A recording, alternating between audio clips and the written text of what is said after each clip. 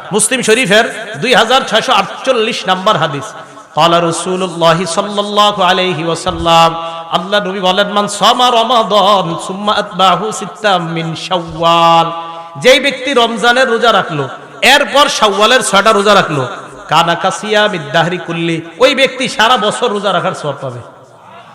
শাওয়ালের যে কোনো 6 দিন রাখলে হবে, টানা 6টা রাখলেও পারেন, 2 দিন বাদ দিয়ে রাখলেও পারেন, 1 দিন বাদ দিয়ে রাখলে পারেন, এই সপ্তাহে 2টা, পরের সপ্তাহে 2টা, 4 সপ্তাহে এরকম 6টা, 3 সপ্তাহে 6টা, যেমনে পারেন শাওয়াল মাসে 6টা রাখতে পারেন, সমস্যা নাই। হ্যাঁ, যাদের রোজা কাজা আছে, মা বোনদের কারো 3টা, কারো 7টা, কারো 10টা, কারো 8টা, কারো 5টা, এরকম কাজা রোজা, এই কাজা রোজাটা তারা আলাদা রাখবে, শাওয়ালের রোজা আলাদা রাখতে হবে যদি সওয়াব অর্জন করতে চায়। তাহলে কাজা আর শাওয়ালের রোজা কিন্তু একসাথে রাখলে হবে না, আলাদা নিয়ত করতে হবে।